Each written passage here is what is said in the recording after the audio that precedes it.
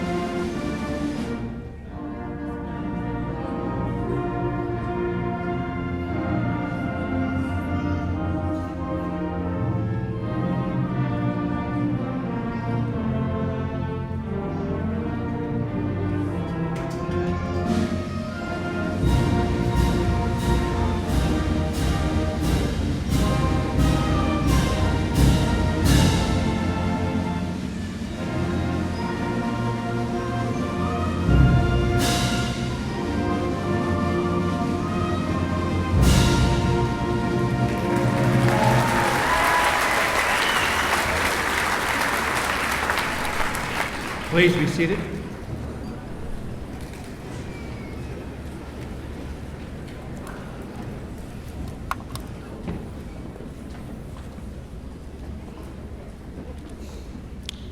Welcome to the 2014 Herculaneum High School graduation.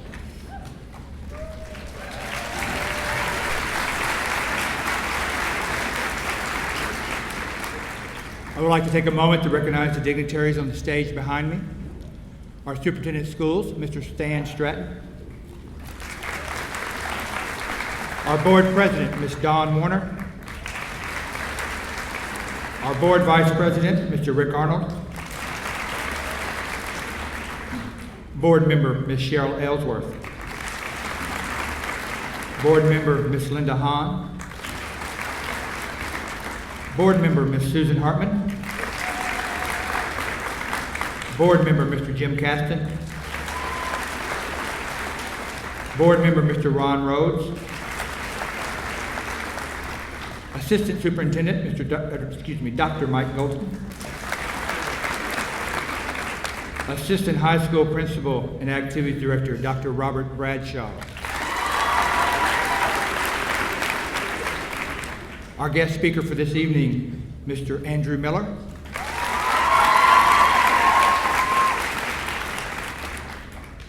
And our 2013-2014 Student Board Representative, Ms. Mackenzie Roney.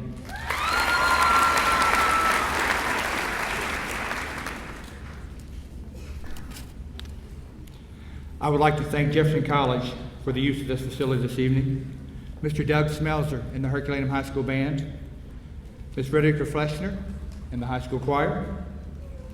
I'd like to thank Mr. Stratton and the Duncan School Board for the support of this class. I'd like to thank Ms. Courtney Stenshorn, who put together the PowerPoint video you got to see before the ceremony. Ms. Carrie Purnell and Ms. Judy Sobel, two of my secretaries who worked very hard to get everything ready for you tonight. They made sure you had your diploma covers, your tassels, your caps and gowns. They're the reason you're looking like you are now, so I want to thank them. I'd like to thank my wife, Tammy. People that know me know that I'm pretty wound up. I get pretty stressed pretty easily, so she's had to put up with me for the last month getting ready for tonight. So God bless her.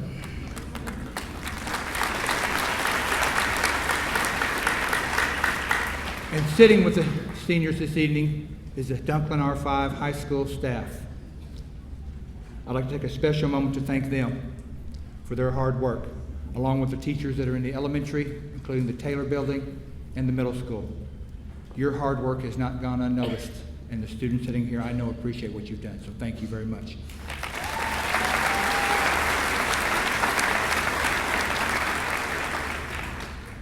I'd like to certainly thank the parents of this year's senior class. I know that you've watched them grow for the last 17 to 18 years to get to this evening. You've taught them to crawl. You've taught them to walk. You've taught them to run. You've helped with homework, been there at numerous activities, parent-teacher conferences, listened as they complained about their homework, or their homework was too hard or there was too much of it. And countless times you heard the message, "I don't know," or "It wasn't my fault." Tonight, your years of parenting have paid off. You can be proud to say that your son or daughter is a high school graduate. So parents, congratulations and enjoy the evening.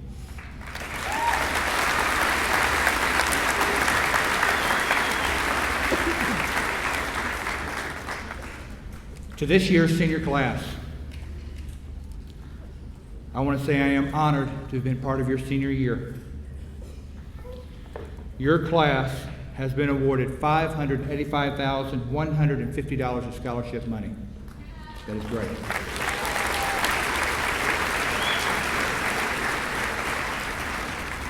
This senior class is one of the first groups to participate in the high school's one-to-one technology program.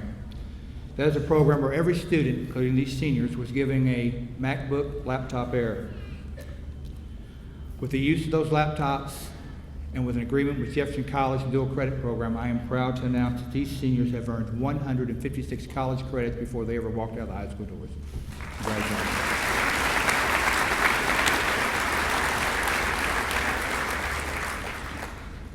Tonight, for you seniors, is not an end, it's a beginning. You're stepping into a new world. So on behalf of everyone here tonight, always remember that you will always be a black cat, and we wish you nothing but the best.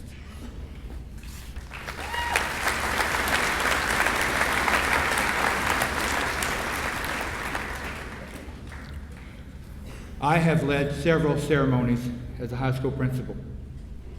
I've been proud and honored to be a part of every one of them. But this year's ceremony is very special to me. When you look in your program in the list of seniors, you will see a John Crabtree.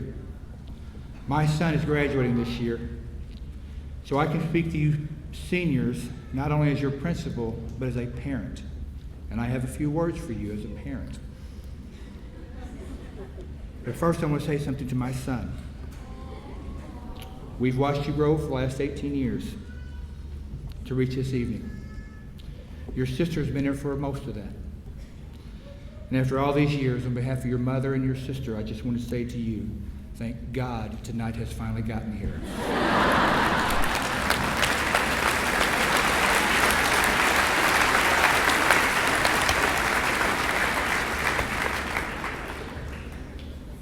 Seniors, how many times this year have Dr. Bradshaw and I told you that graduation is not about you, but it's about the people sitting out here?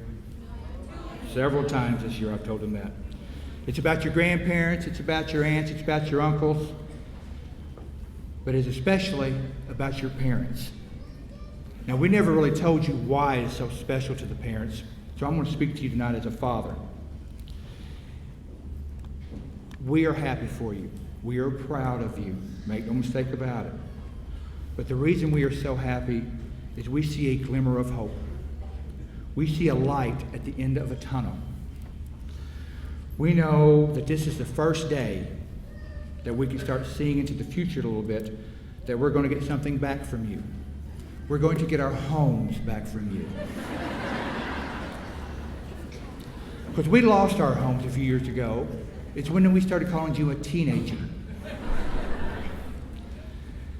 But as fathers, we remember how cute you guys were at one time.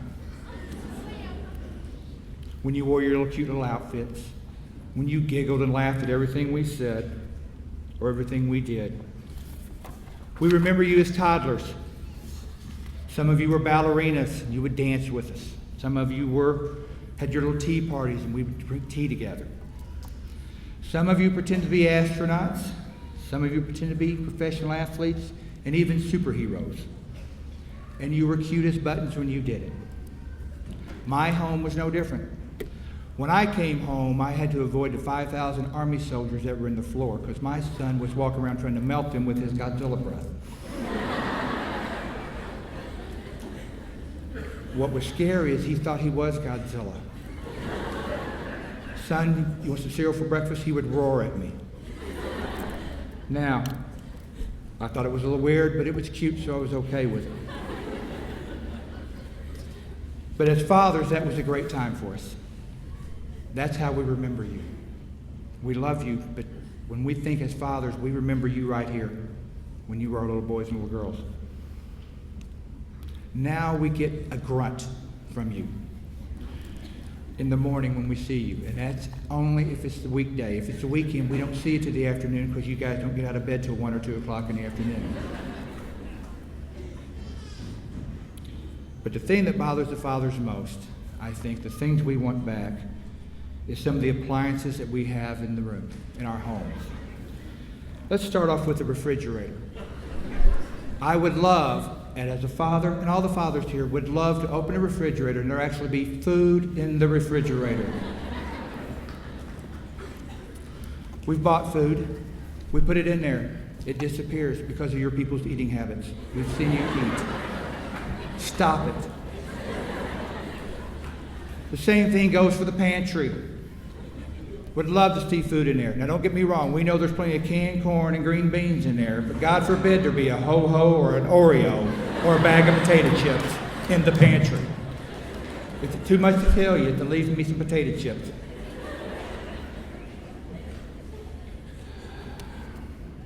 But that's our goal. We're happy. We're happy that you walked across the stage. But when it comes down to it, the reason we are so happy is we're just hungry.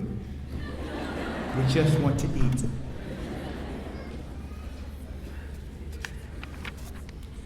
That was just a few words to have some fun with these guys, as a representative as a father. But I can tell you what is in the heart of every parent here tonight. We're extremely happy for you. We are so excited for this wonderful accomplishment that you have. We know how long the journey was, and we know how hard you worked.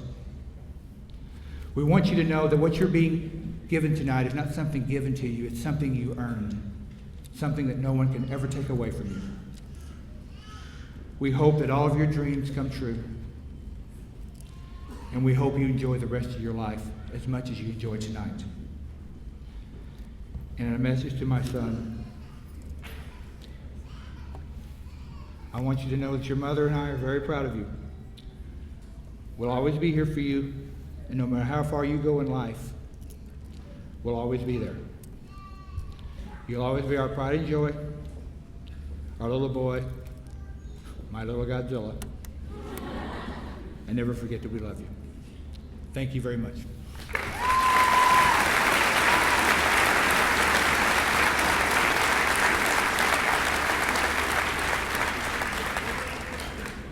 It is now my pleasure to bring to the stage the 2014 salutatorian. Ladies and gentlemen, Miss Tasha Turvey.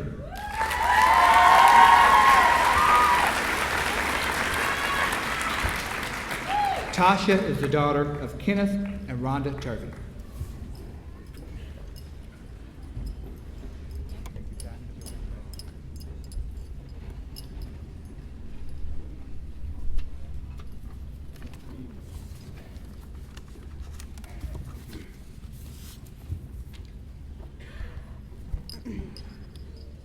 Hi. Okay, so first and foremost, I feel obligated to inform you all that my graduation is in no way due to amazing speech writing skills, because I don't have any. You've been warned. Now, let's get down to business. I'm supposed to be giving an awesome speech today.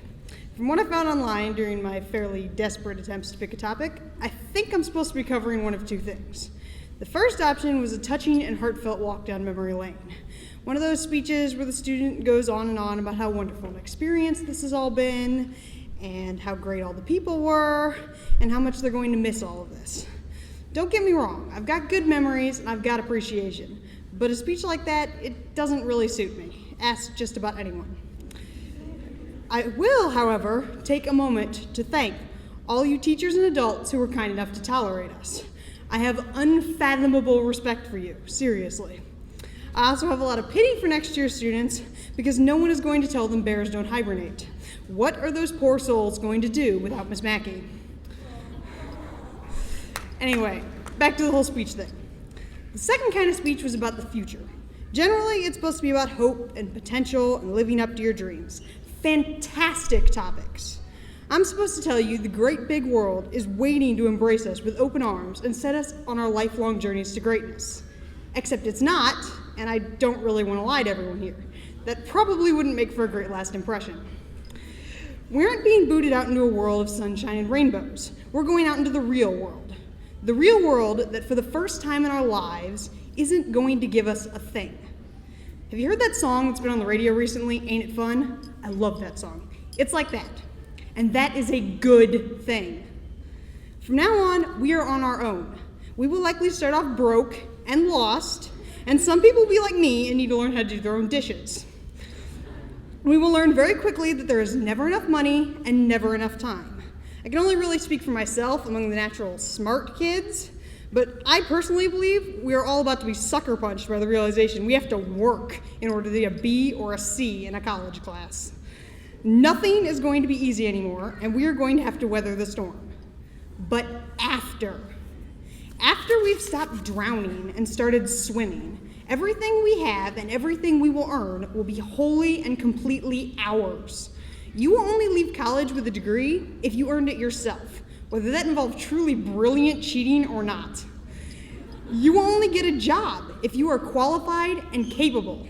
You will only get a house if you can pay for it. And I don't think there is anyone in this room whose relatives are going to foot that bill. The world is going to make you work for your life, and as a result, you and you alone will have the right to direct it. All these years where you've been guided by parents, teachers, coaches, counselors, the TV, they're over. You want to switch majors? Do it. You want to switch jobs? Do it. You want to switch husbands? Do it. You know what? You know what? If you want to pack up and move to Switzerland or Argentina or Japan, do it. People can advise against you, but it's all on you now. The world is going to make sure every action has a consequence, because the world can be a jerk like that. But there will be nothing to stop you from doing it anyway. That is what regret is for. And jail time. So, my final message to you is nothing more than advice.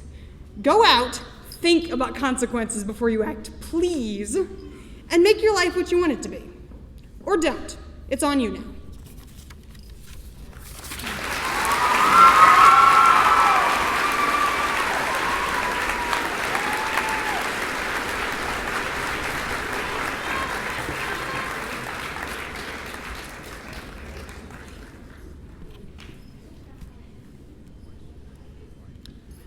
Good job, Tasha.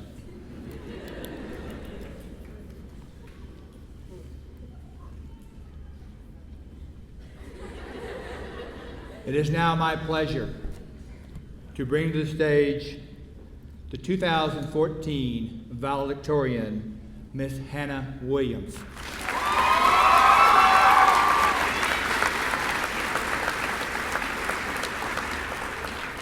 Hannah is the daughter of Chuck and Wendy Williams.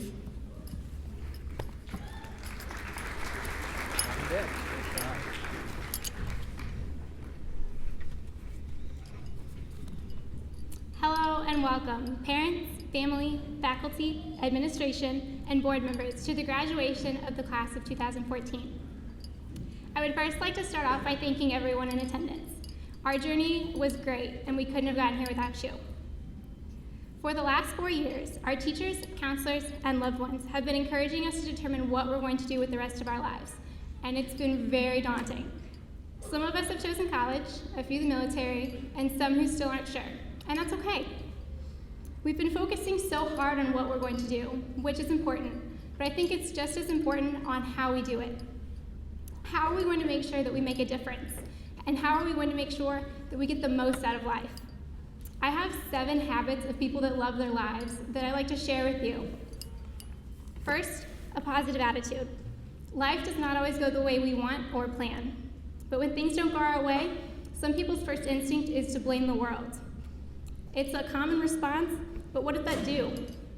It really just leaves us unhappy with the situation and feeling like we can't deal with that obstacle.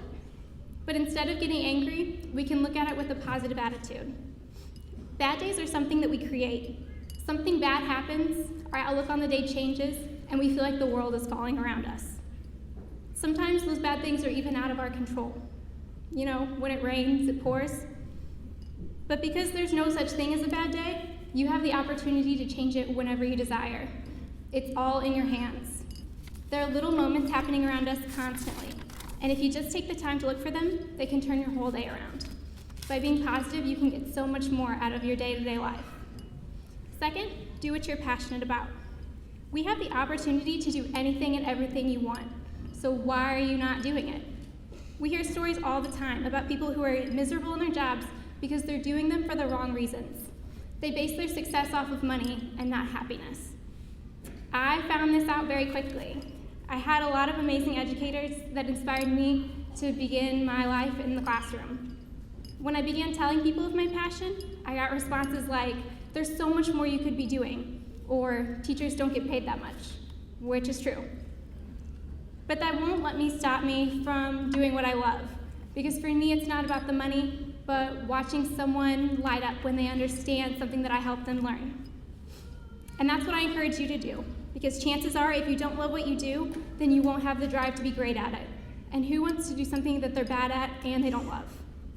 There's a saying that goes, if you love what you're doing, you'll never work a day in your life. Some days will feel like a chore, but when every day of the week feels like a burden, you're not doing something right. That doesn't mean following your passion will be easy. There will be obstacles to face all the time, but when you love your job, those obstacles are going to be things you can't wait to overcome. Third, don't expect handouts. Everything that is important in life, you earn. Everyone struggles, even if you're not watching them do it. And although your family and friends can make it easy or harder on you, you're the one in control. It's your decision whether or not their perspective affects you, and it's your decision whether you get to your destination. Fourth, express gratitude. There's so many people in our lives that we tend to overlook, when in reality, they've greatly shaped who we are. We have parents or guardians that fed us, put a roof over our heads, and got us on the bus. As we got older, they gave us advice on relationships and life in general. Some of us have our siblings. They were constant playmates and the ones that we went through hard times with. They made sure that we were there, and sometimes they borrowed our clothes without asking. Then we have our educators. They taught us the basics of reading and writing, but also the type of people we strive to become. They've helped us prepare for college, make sure we have all the credits, and some have even taught us how to think about the world around us. Some of us also had coaches. They pushed us to our physical and mental limits and helped us discover how much we can do. They taught us the importance of working together and the true meaning of 110%. And then we have our friends. They're the people we share everything with and that we've gone through these last 4 years with. We've experienced first loves and first heartbreaks. We learned how to drive, go to pep assemblies, show school spirit, and attend games. Our friends have helped us grow and provide support anytime we needed it. These people are the reason we are who we are, and now is the time to find them and say thank you for everything that they've done. Fifth, appreciate people's differences. The great thing about this world is that no one is just like you. Maybe you're creative or analytical. You're really smart, or you love to draw. These things could go on forever, because everyone has something that they bring to the table. By understanding and appreciating this, it promotes tolerance, and it helps you learn and work well with others. We don't need to envy or judge those that are different from us, but instead work together, to get the most out of life. Along those same lines, you are inferior to no one. Just because you can't do what they can't doesn't mean you're not needed. Sixth, be a good friend. You know, the golden rule we've been taught since kindergarten. Treat others the way you want to be treated. Friends are always fun when things are going great, but true friendship is the strongest during hardships. We always want someone to listen to our problems, but we aren't so quick to be the listener in those situations. We all need people in our lives, and by being good a friend, we then have a relationship that we can lean on in times of need. Someone to pick us up when we're struggling with that, keeping that positive attitude. And finally, just go for it. Life is short, but we have the opportunity every day to change the course of our lives. Most of the time when we decide not to do something, it's because we're afraid. We don't introduce ourselves to new people or go to that thing that sounds really fun because it could be awkward. People who must stretch themselves to their limits grow. Life begins at the end of your comfort zone. Ask yourself, what's the worst that can happen? The answer is probably not that bad. Success isn't always about being the very best at something. It's more about being the very best that you can be, and everyone knows when they've given it 110. There's no box that we have to fit in, and no mold to fill. So here's my challenge to all of you graduates. Find something you love and do it. Be passionate and stay positive. Know that it isn't going to happen overnight, and no one may help you. Express gratitude, accept people's differences, be a good friend, and go for it. Never stop trying to be the very best at whatever you choose to do, because it's not what you do, but how you do it.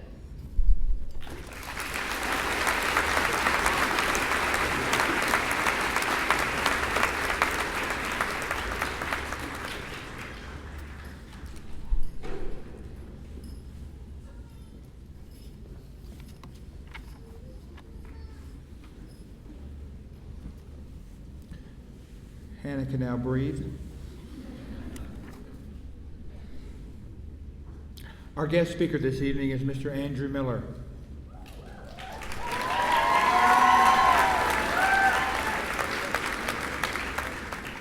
Andrew was raised in Peebly, Missouri, and attended Duncan R5 schools. He graduated from high school in the year 2000. While attending Jefferson College, he worked at a health food restaurant called Waffle House.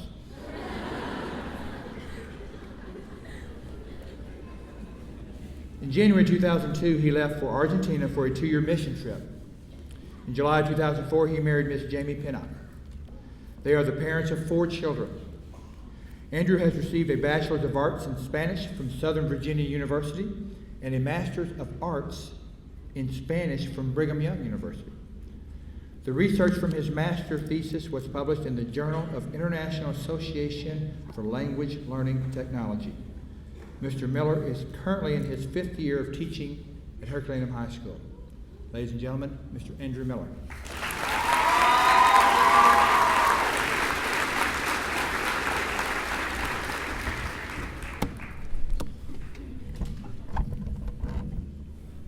After hearing Dr. Crabtree speak tonight, I think you picked the wrong speaker. That guy's funny. He may have picked the wrong career.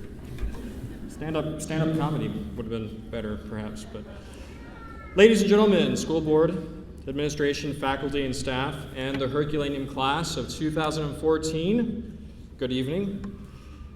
It's a genuine privilege to stand before you tonight and speak.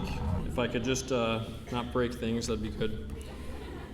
You know, this is the second time I've spoken at commencement, and I've heard my whole life that if you don't do something right the first time, try again. So here I am again, and hopefully I get it right this time. I love this school. Sometimes, actually pretty often, I get the question, well, why do you teach here at Herculaneum? You could, go up to St. Louis and make more money, and that's true. There are many reasons why I stay here, and many of them are seated here tonight. However, I'm also a 3rd-generation graduate from Herculaneum High School. My grandma, my mom, she's probably watching this home mad at me right now for calling her my grandma. But anyway, my mom graduated as salutatorian in 1960, and she still talks about how irritated she was that she didn't end up as valedictorian. I think some of you can understand that frustration. But going back further, my grandmother graduated from high school here in 1931, when graduating high school was truly a high achievement. Few people graduated high school. She was one of 18 graduates in 1931. Now, things were pretty different back then, but a lot is the same, and I'm going to talk a lot about history tonight. And I'm not a history teacher, but I did minor in history, and I also watch the History Channel. If you remind me, I'll tell you later about how the aliens built the pyramids. It's kind of interesting. Maybe next commencement address, maybe. Anyway, when my grandma was seated where you are now tonight, graduates, she was starting out right at the onset of the Great Depression. That decade would also see the rise of Hitler, Stalin, Mussolini, and Franco in Europe, and Hirohito in Japan, totalitarianism was literally fomenting across the civilized world while the economy had reached all-time lows. Ms. Fitzgerald can correct me if I'm wrong, but I think the technical historical term for that era is called crappy, okay? It was bad, all right? The foreign policy in the United States at the time was one of isolationism in the extreme. After all, the memory of World War I was still very much a part of the American psyche. No one wanted to get entangled in another desperate, bloody war overseas. Plus, the economic and domestic concerns were really pressing and ever present. So why worry about that stuff? We've got to worry about ourselves. In England, Prime Minister Chamberlain negotiated a naive agreement with Hitler that gave Europe false hopes for peace and prosperity that ultimately led to their not being at all prepared for the brutal aggression less than a year later from Nazi Germany. You know this story if you paid attention in history class. Eventually, the whole civilized world literally was within total ruin and despotism. Most of Europe had fallen to Hitler or had aligned with him willingly, okay? With the exceptions of the Soviets and the Brits. England was on the brink with its capital city being bombed to pieces by the Nazis. The new Prime Minister, Winston Churchill, practically begged President Roosevelt for the United States to get involved, but we didn't want anything to do with it. World domination was in Hitler's grasp, and all eyes were pointed at the United States of America. But we were still in no hurry to get involved until that day, which will live in infamy, on December 7th, 1941, when Japan bombed Pearl Harbor. Subsequently, we embarked on the largest scale war ever fought in human history. I suppose it's fitting that I talk a little bit about this tonight since yesterday was Memorial Day. Several people in my own family were involved in this war. Among them were both of my grandmother's brothers. They were also students at Herculaneum High School. They fought in the European front, and unlike 420,000 other soldiers, they came home alive. Well, I could go on and on and on and on about history this time. The mistakes that were made, both foreign policy and domestic policy. Don't even get me started on the raw deal that we call the New Deal, in my view. But the point is this. My grandmother's generation faced some of the greatest challenges in world history. Economic ruin and hunger, worldwide tyranny, genocide, brutal war, not to mention the violation of civil rights that was occurring on our own soil, with a punitive tax code which still largely exists, racism, and even our own blatantly unconstitutional detention camps for U.S. citizens whom the government had deemed as threats. However, their generation stared down those challenges and overcame them at great cost. They rose to the occasion, and by the end of the 1940s, the United States was embarking on unparalleled prosperity, peace, and world dominance that continues up until this day. Europe was saved from total ruin. Japan, who had brutally attacked Pearl Harbor, was literally leveled. And in true American style, we then helped them all rebuild. Now, there's a reason that their generation is commonly referred to as the greatest generation, and it isn't because things were great.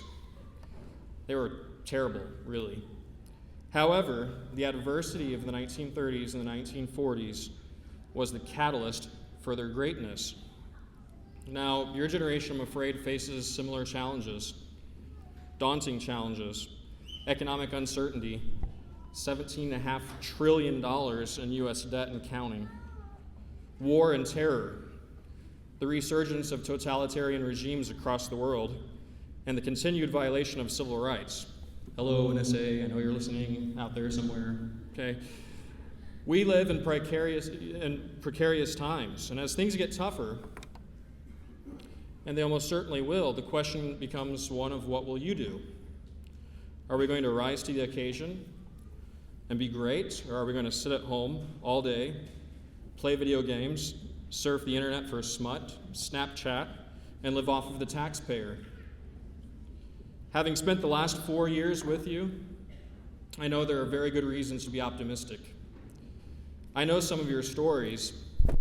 I know how tragic life really, truly has been for many of you. family tensions, poverty, abuse, depression, loneliness, sickness, and even death. I truly stand in awe of you and your greatness in spite of the difficult things you faced. You really inspire me, and you inspire all of us who know you. Yes, you have faced many challenges, but you're not perfect. Sorry, moms out there, they're not perfect. Okay? You don't have to tell them that though. You can and you must do better. Today you are sitting in these ridiculous outfits, and I think maybe this was like the last joke of some principal back in the day. He was like, let's get the students back. And the last day, let's make them wear these ridiculous outfits, and they'll think it's a great idea. Anyway, and the tradition continues. You look ridiculous, you really do. But tomorrow, you go out into the real world, you lose your ridiculous outfits, and you commence your lives as adults. So class of 2014, rise up and be great. Make a difference. We need you to be the next greatest generation. Thank you, and God bless you.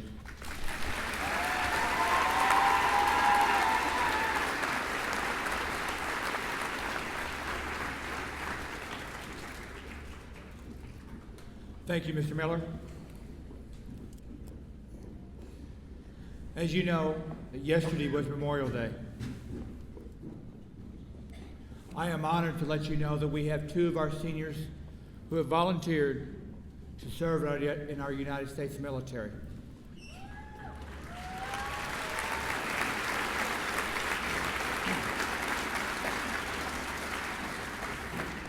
Would you please stand and remain standing when I call your name? Ms. Kaylin Maines, member of the United States Air Force.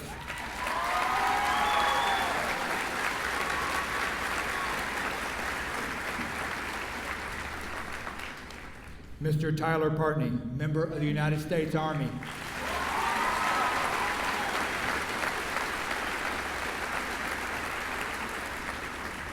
I would now like to ask all current and former members of the United States military to please stand and join them.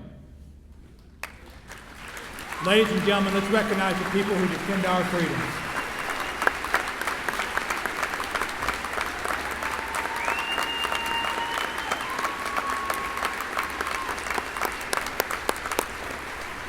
Thank you. You may be seated. Senior members of the choir, would you please join the choir?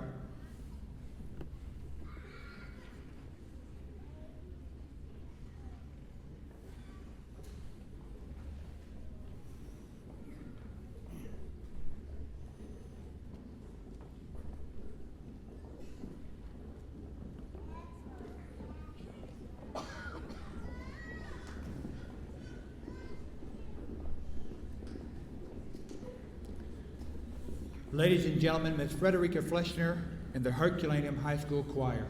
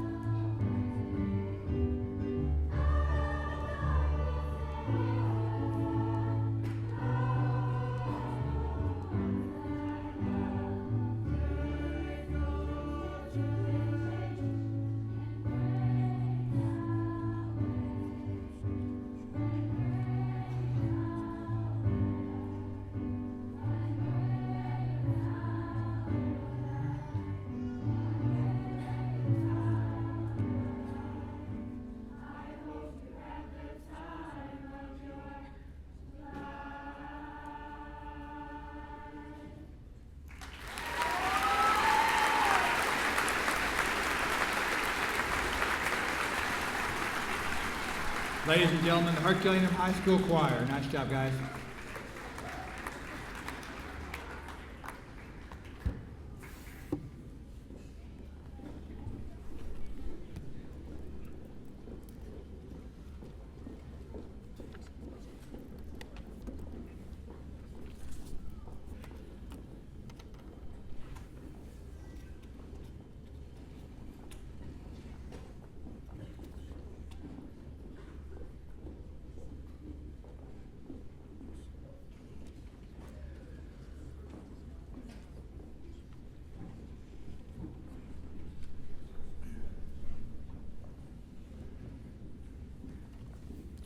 I'd like to welcome to the stage the 2014 Senior Class President, Miss Lexi Warren.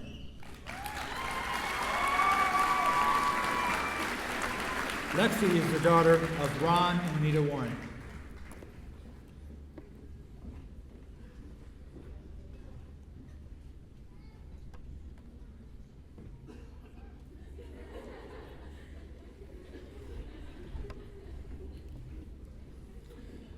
Ladies and gentlemen, Mr. Stratton, members of the Dunklin R5 School Board, I am proud to inform you that the students seated here before you have met the graduation requirements set forth by the Missouri Department of Elementary and Secondary Education and the Dunklin R5 School District. They are ready to receive their diploma. Lexi, will you accept these diplomas on their behalf? On behalf of the class of 2014, I proudly accept these diplomas.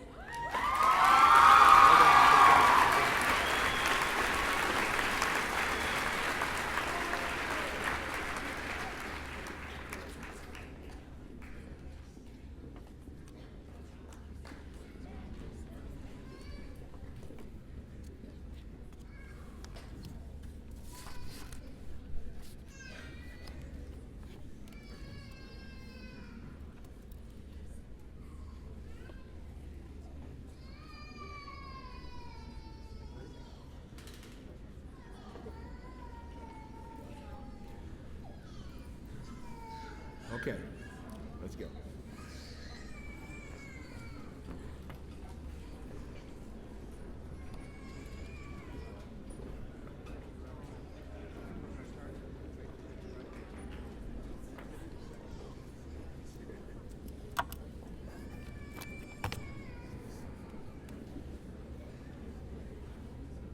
You ready? Morgan Leanne Stepp.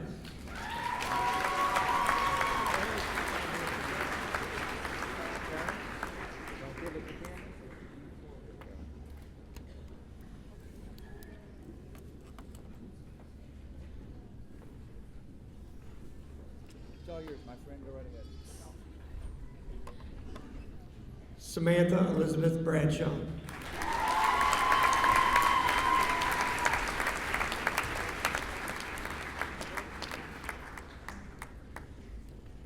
Sammy.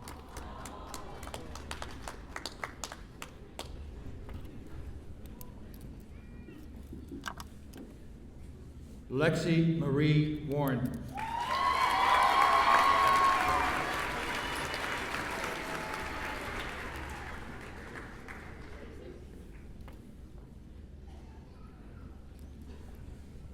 Hannah Elizabeth Williams.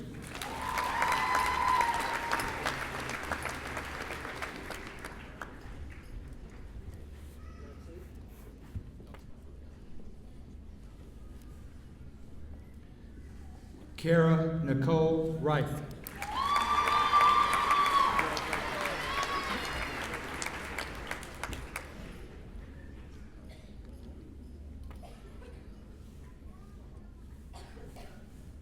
Tasha Nicole Turvey.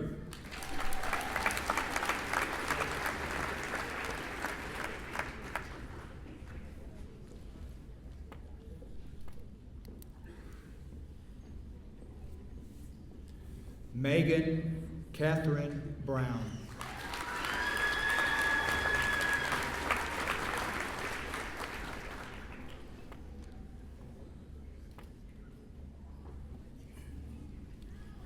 Destiny Nicole Smith.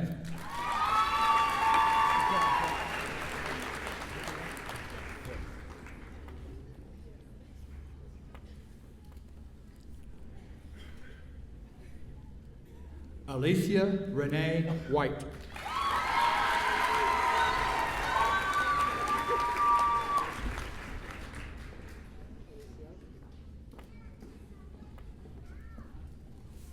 Amanda Michelle King.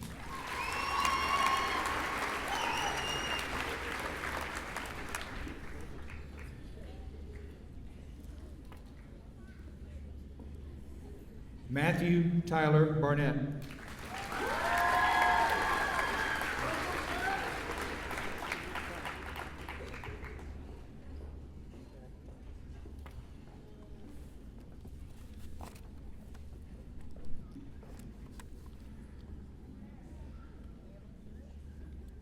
John Quentin Crabtree.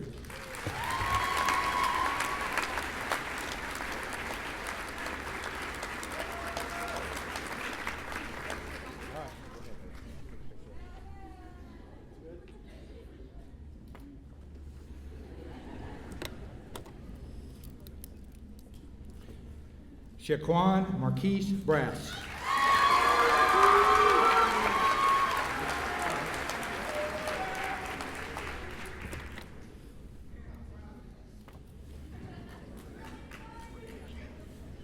Timothy Justin Hines.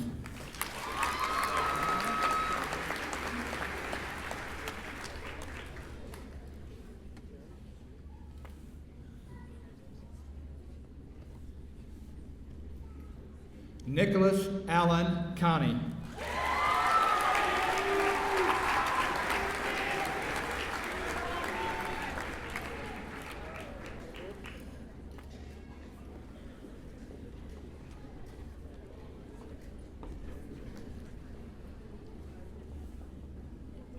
Michael William Hartman.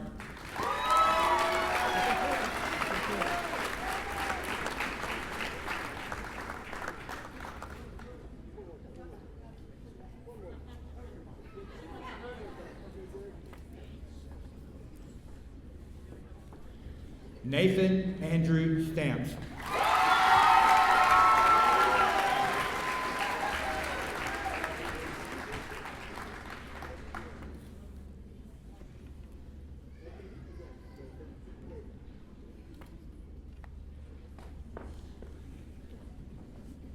Delane Black Jr.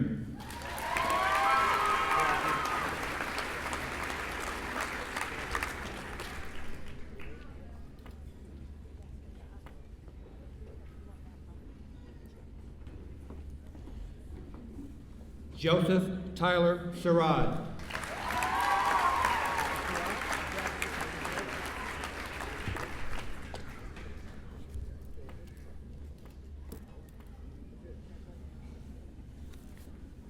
Chance Anthony Pyatt.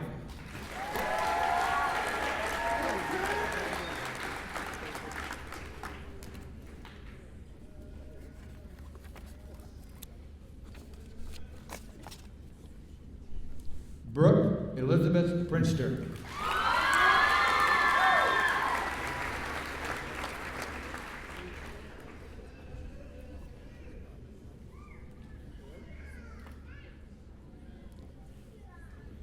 Jesse Lane Brooks.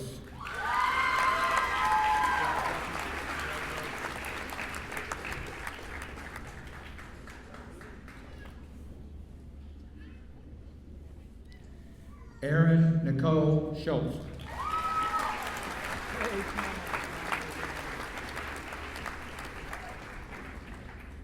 Smiling. There you go. Ashley Marie Gross.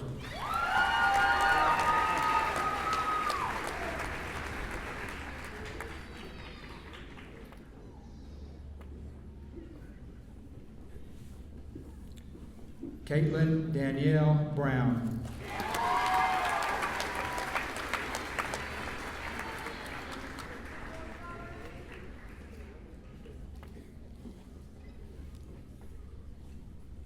Legacy Allen Bockoff.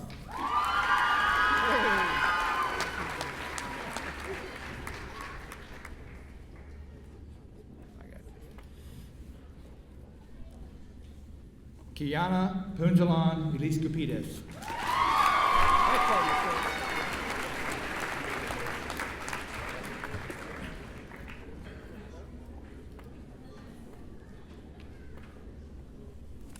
Erin Amanda Moore.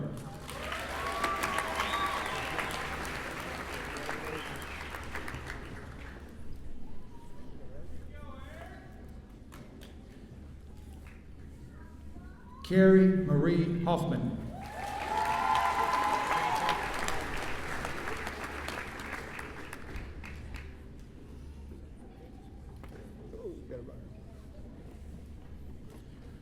Marissa Claire Kostecki.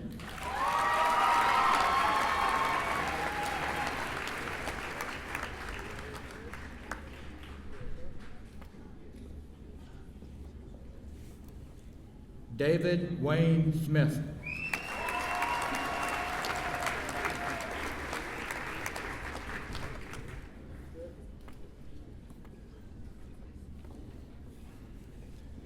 Drew Edward McGregor.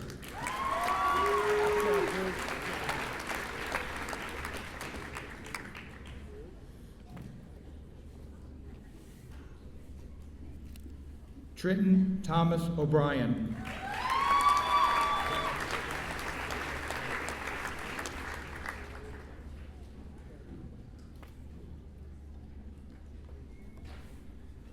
Devin James Small.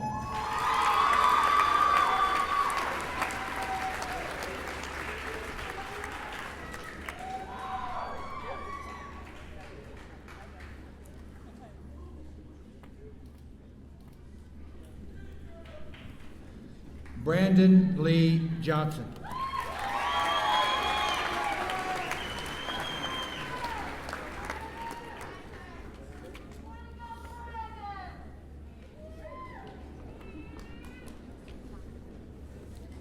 Tyler Joseph Hawthorne.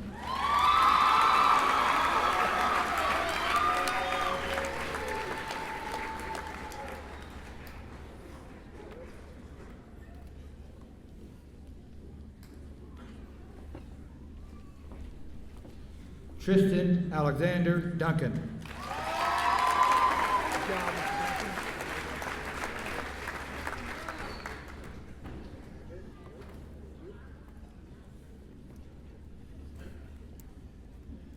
Dustin Allen Johnson.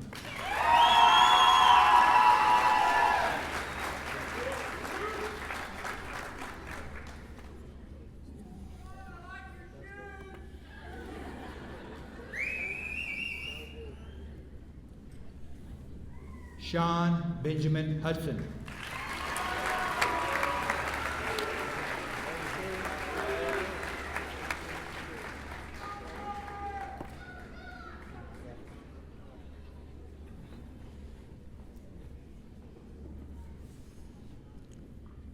Adam Michael Fisher.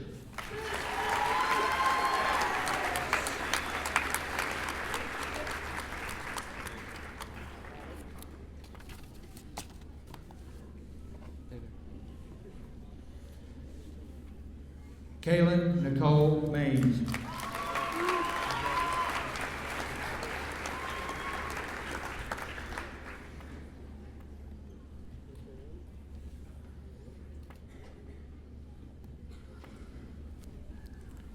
Jenna Nicole Freeman.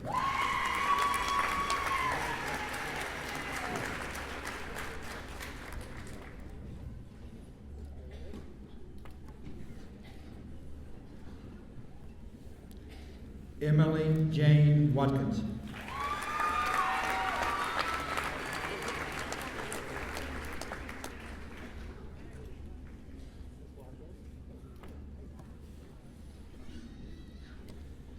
Kayla Ray Cage.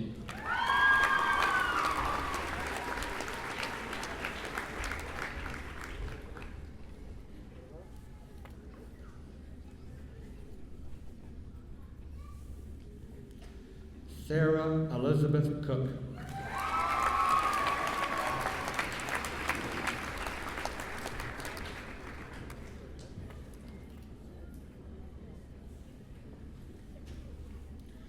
Leslie Denise Shores.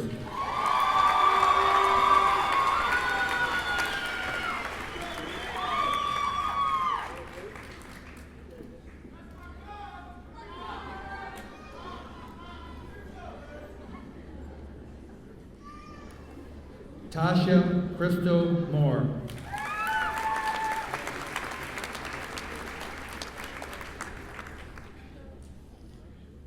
Right order. Okay. Haley Jade Murray.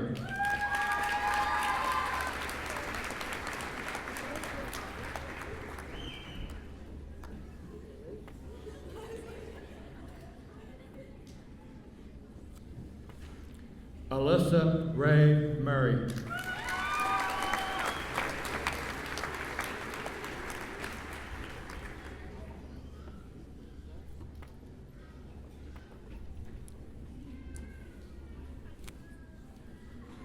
Tristan Cole Jenkins.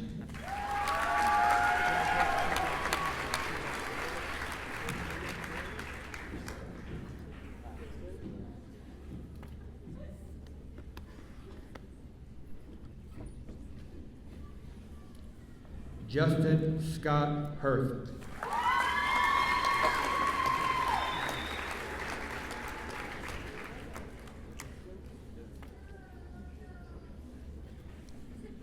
Timothy John Stoddard.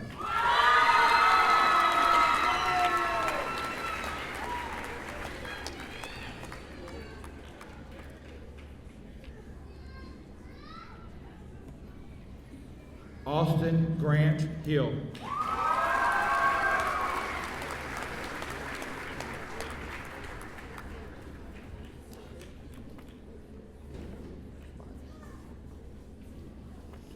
Dylan Joshua Dickinson.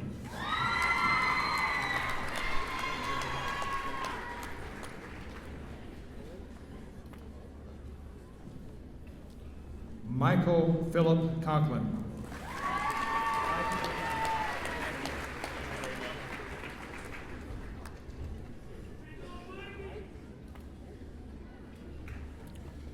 Brandon Scott Stokely.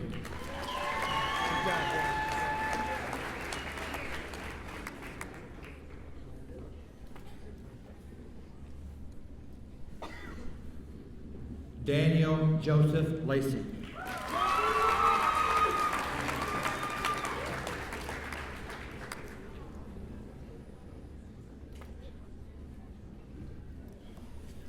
William Richard Duncan.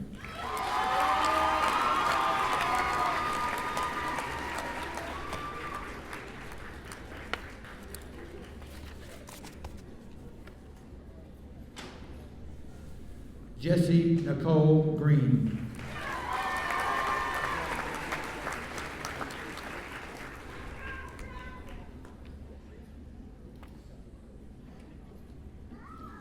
Danica Rose Harmony.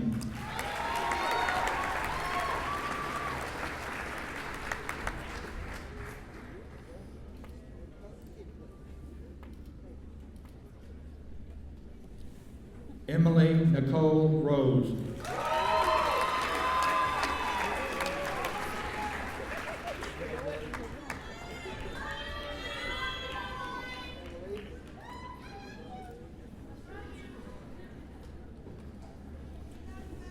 Mandy Rochelle Smith.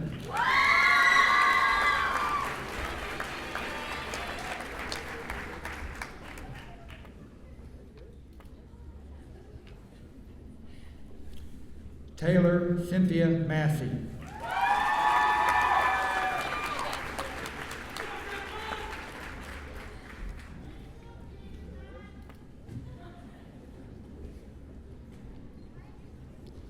Danielle Elizabeth Lay.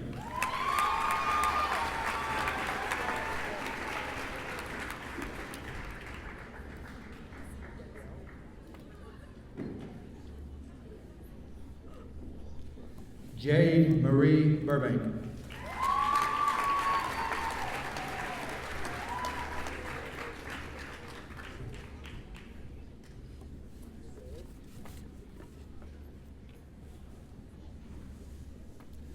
Kayla Ann Cunningham.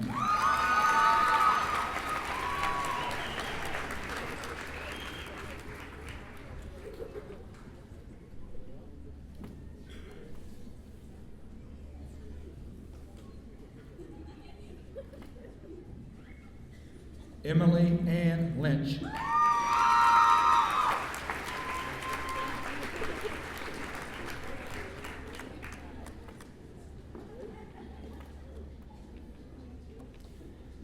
Jessica Marie Hawkins.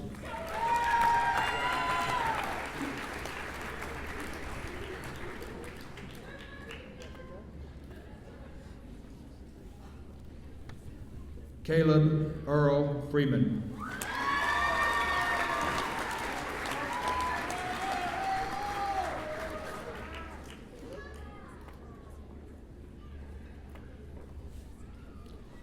Cody Wayne Weekly.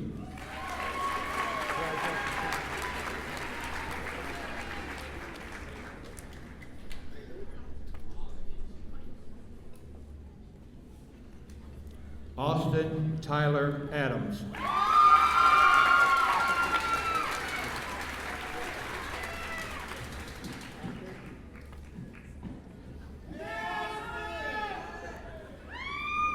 Scott Alexander Venable.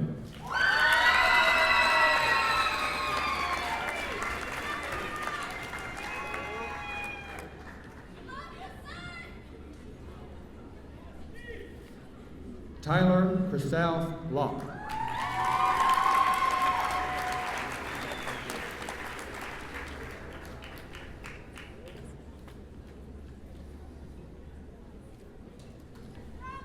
Tyler James Land.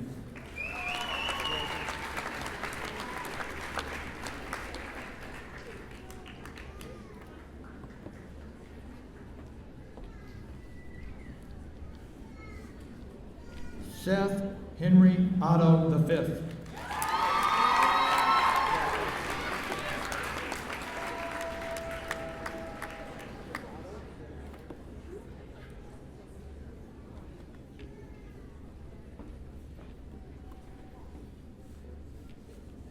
Austin Ross Heidland.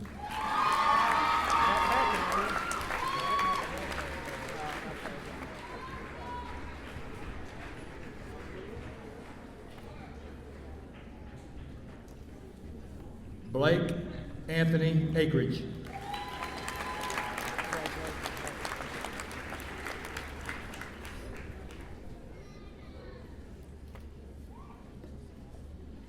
Bradley Wayne Stahl.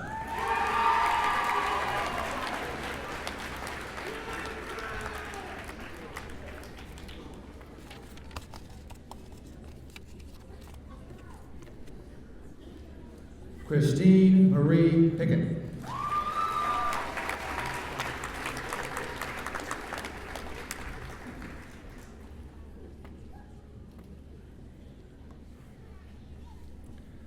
Destiny Faith Rowley.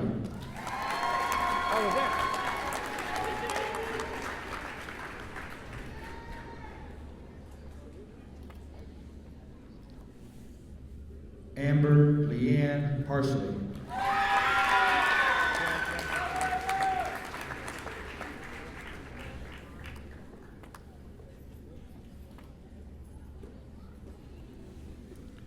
Corey Lynn Embry.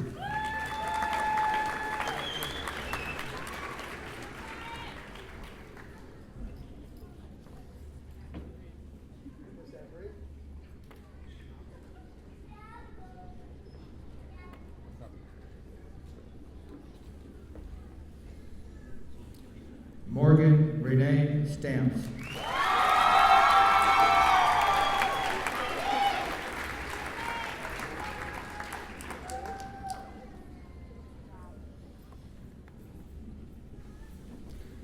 Alexis Nicole Charbonneau.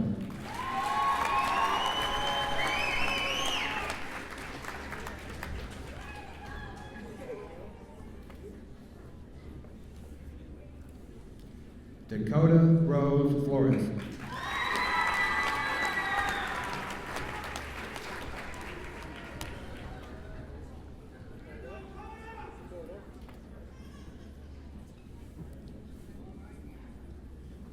Megan Nicole Gamerick.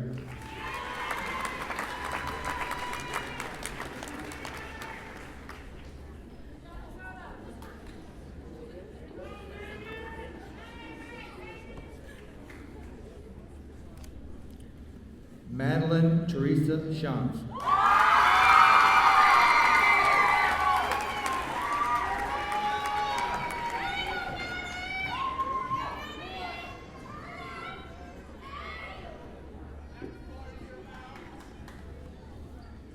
William Michael Brown.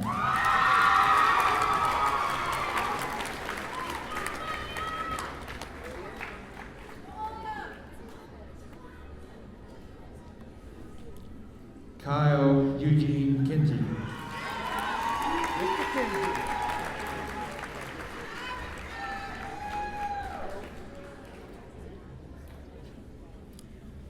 Cody James Ferris.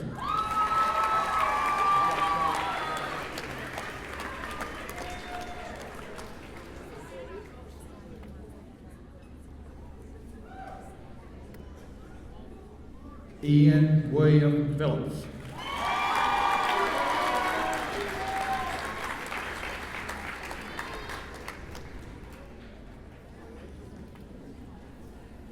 Tyler Michael Partney.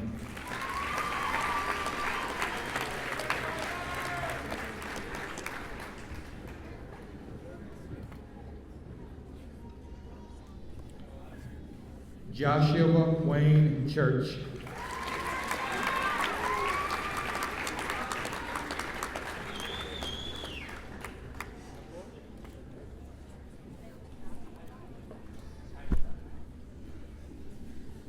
Vincent Pete Joseph George Wabi.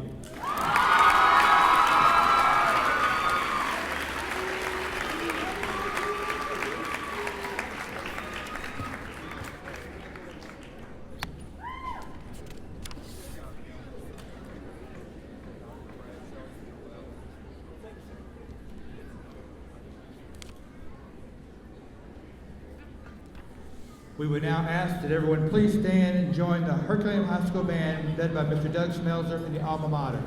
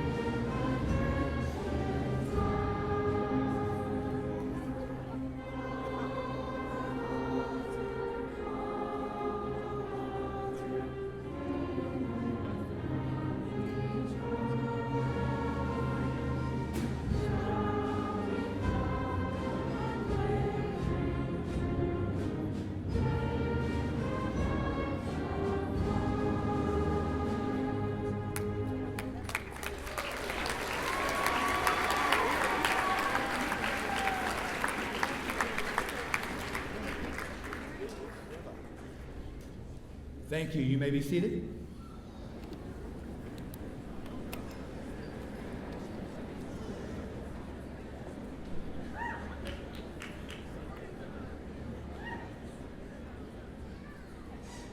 I'd like to ask Ms. Lexi Warren to please return to the stage.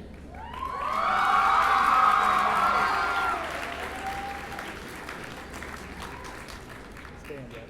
Senior stand. You know what you're doing? Would the 2014 Herculaneum High School senior class please stand?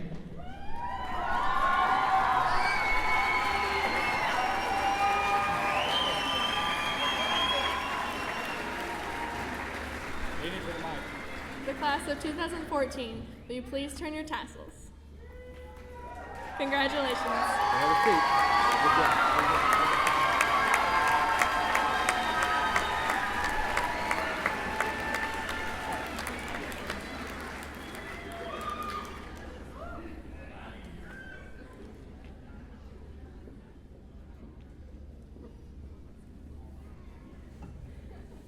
Ladies and gentlemen, standing before you, it is my privilege to welcome the 2014 Herculaneum graduation class. Let the celebration begin.